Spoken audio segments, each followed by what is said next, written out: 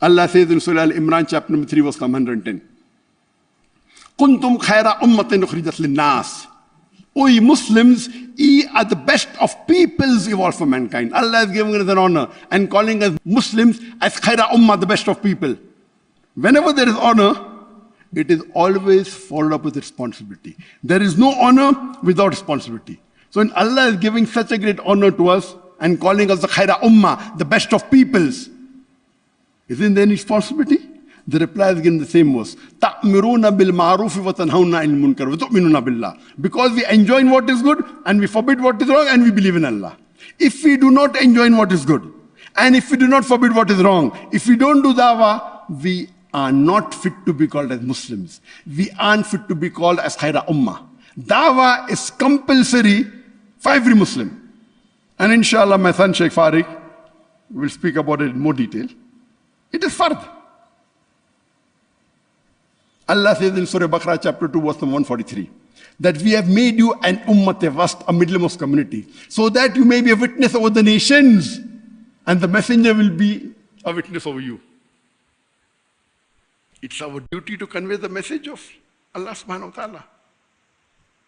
And our life, the Islamic life, is a balanced life. Unlike other beliefs, it either talks about the body or fulfillment of the soul. Islam, the solution is for the body and for the soul. Our beloved Prophet said, it's mentioned in Sahih Bukhari, volume number 3, hadith number 1975. The beloved Prophet said, Abdullah, one of the Sahabas, may Allah be with him, I've heard that you fast all days and pray full nights. He said, Ya Rasulullah. The Prophet said, do not do it. Fast one day, do not fast the next day. Pray part of the night, sleep for part of the night. Your body has right over you. Your wife has right over you. So Islam is a justly balanced religion. It doesn't believe in monasticism. Doesn't believe in renouncing the world. The dunya in Islam is part of the deen. It is a holistic solution.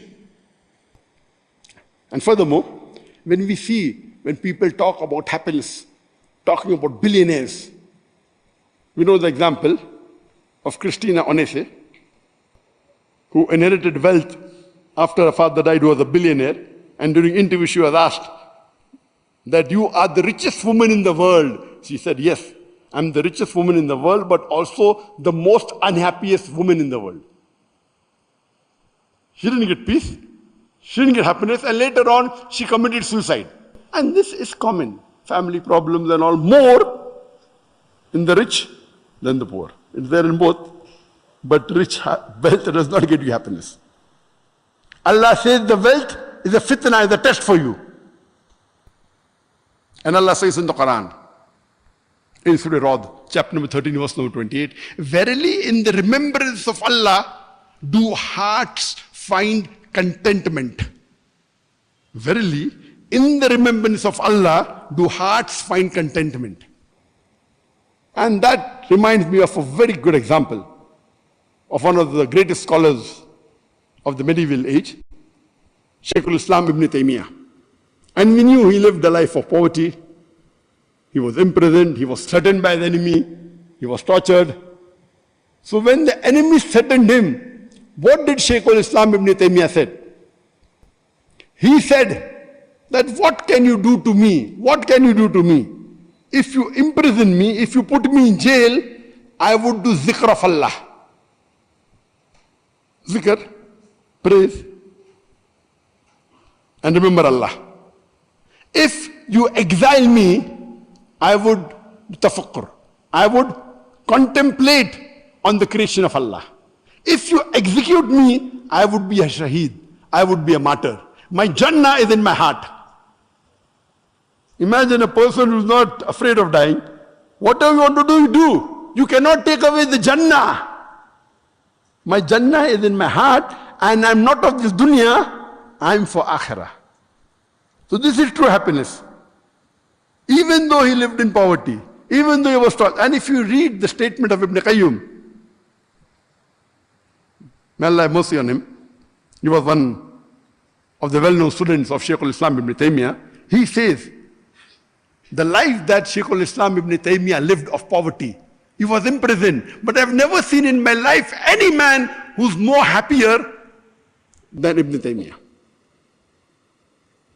Imagine life of poverty, being tortured to give up his mission.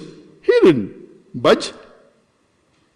If you imprison me, I will do zikr of Allah. If you exile me, I will contemplate on the creation of Allah. If you execute me, I'll be shaheed. My Jannah is in my heart, so you cannot take away his Jannah. So this is true happiness.